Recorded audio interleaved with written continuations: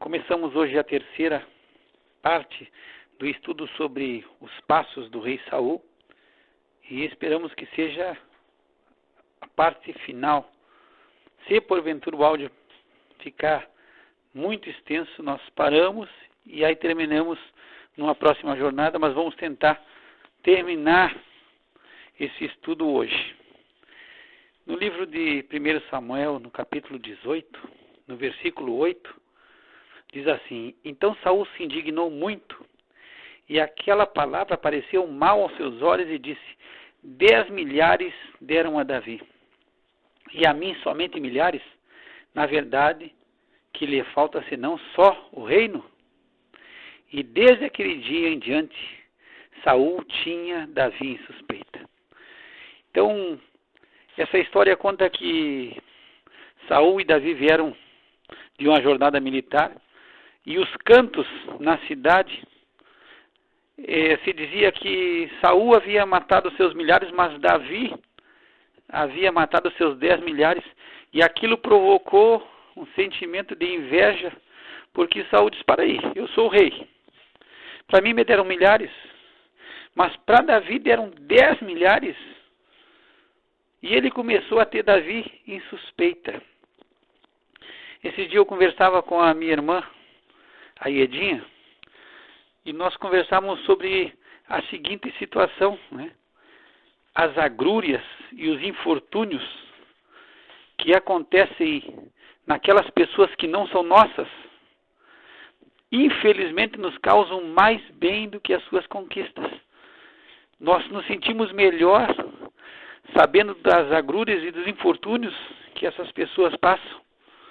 Isso parece que infelizmente nos faz bem, e muitas vezes quando nós vemos conquistas, não nos traz alegria nenhuma, mas isso eu acho que é algo do nosso interior. E aqui acontece que Davi, ele se dava bem, ele se conduzia com prudência, e ao invés de Saul se alegrar, ele se sente perturbado e parece que ele começa a demonstrar um sentimento de inveja. Nós seguimos no versículo 11, e diz que Saul atirou com uma lança, dizendo: encravarei a Davi na parede. Porém Davi se desviou dele por 2 vezes. Então aconteceu que um espírito mau começou a perturbar a Saul, e ele tinha uma lança na mão. E quando Davi está ali tocando a sua harpa tranquilamente, diz que Davi tocava a harpa no versículo 10 com a sua mão, como sempre fazia. Aí o rei tinha uma lança na mão, e diz esse versículo 11, que Saul atirou com a lança, e o pensamento dele era encravar Davi na parede. E diz que Davi se desviou dela por 2 vezes. Então não foi só uma vez que ele lançou, ele lança 2 vezes. E eu vou procurar tratar de um assunto que não sei que eu tenha a capacidade para fazê-lo, mas nós vamos tentar falar sobre essa lança de Saul. Porque aqui diz que ele tinha na mão uma lança, mas essa lança de Saul, depois que acontece esse evento, começa a fazer parte da sua vida. E sempre que Saul se sente incomodado ou se sente contrariado, é lança neles. E nós vamos seguir agora aqui no capítulo 19. No capítulo 19, no versículo 9 e 10, diz que de novo, Saul procura encravar Davi na parede. Novamente Davi está tocando a harpa tranquilamente. E aí já diz que Saul, no versículo 9, ele tem a lança, tem na mão a sua lança, já não é tem uma lança, é a sua lança, já começou a fazer, essa lança começa a fazer parte da sua vida. Antes ele simplesmente tinha uma lança, agora essa é a sua lança, essa lança vai seguir acompanhando a Saul o resto da sua vida. Ele tenta novamente encravar a Davi na parede com a lança. Aí nós seguimos nas páginas da Sagrada Escritura, no capítulo 20, no versículo 33, diz que Então Saul atirou-lhe com a lança para o ferir. Assim entendeu Jonatas que já seu pai tinha determinado matar a Davi. Aqui nós temos outra situação, já não é com Davi. Agora é Jonatas, o filho, e ele está sentado e ele contraria a Saul. E aí Saul continua com a lança. A lança é a companheira, ele já tenta ferir a Jonatas com a sua lança. E ele joga a lança sobre o próprio filho. Então antes a lança era usada contra os estranhos, agora a lança é usada também para ferir o seu próprio filho. Depois, bem adiante, nós vamos seguir, e Saul sai em perseguição da vida de Davi com seu exército, no capítulo 26 e no versículo 7, aí diz assim no versículo: foram, pois, Davi e Abisai de noite ao povo, e eis que Saul estava deitado, dormindo dentro do lugar dos carros, e a sua lança estava fincada na terra, a sua cabeceira. Novamente a lança. Ele está em campanha militar, e a lança, a sua lança, não é ele tem uma lança, é a sua lança. Agora essa lança é companheira. As coisas não saem do jeito que ele quer, o pessoal tem que ficar se cuidando, ele está com a lança. Daqui a um pouco ele vai jogar a lança em alguém, e aí todo mundo que chega perto de Saul tem que estar com medo.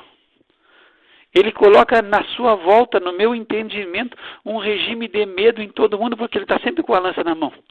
E essa lança pode ser jogada em qualquer pessoa, em qualquer cidadão, assim que ele se sinta incomodado. A lança faz parte da sua vida. Nós vamos voltar ao capítulo 22 e no versículo 6 diz assim: e ouviu Saul que já se sabia de Davi e dos homens que estavam com ele, e estava Saul em Gibeá debaixo de um arvoredo, em Ramá, e tinha na mão a sua lança, e todos os seus criados estavam com ele.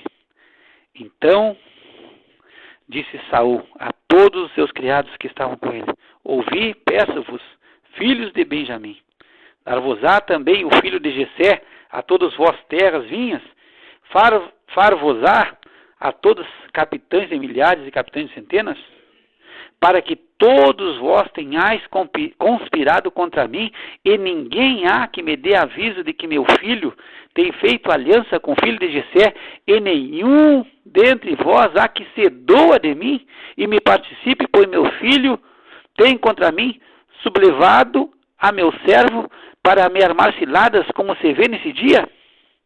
Então, novamente, aqui nós temos uma situação. Saul está debaixo de um arvoredo, seus criados vão tudo na volta, mas ele está com a sua lança na mão.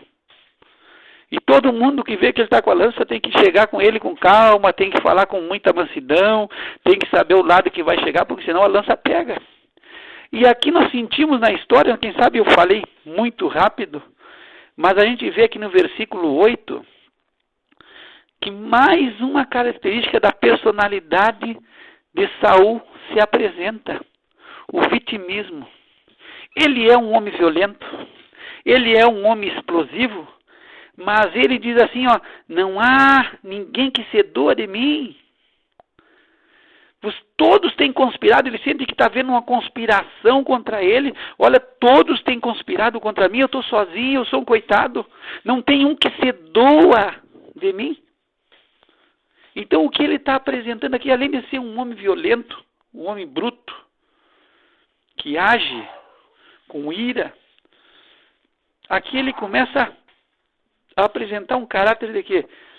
De vítima. Muitas vezes nós adotamos esse tipo de comportamento violento e abusivo. Não permitimos que qualquer coisa que nos incomode, nos contrarie, chegue perto e a gente agride as pessoas. Mas nos colocamos numa situação que nós somos vítima. Agredimos porque... Não porque fulano, porque ciclano fez isso, porque o outro não sei o quê, mas sempre nós justificamos e achamos que nós somos a vítima, quando nós somos os agressores. Essa lança de Saul é em nós qualquer comportamento violento, muitas vezes um comportamento violento, uma agressão psicológica, uma agressão verbal e até mesmo uma agressão física contra alguém. De tal forma que as pessoas que vivem à nossa volta têm que chegar perto de nós com medo, porque senão se torna violento ou vai quebrar tudo, ou senão até mesmo uma ameaça de abandono. Então aquilo ali se torna uma arma, viu que deu certo da primeira vez, e aí começa a fazer, e aquilo vira um estilo de comportamento de uma pessoa.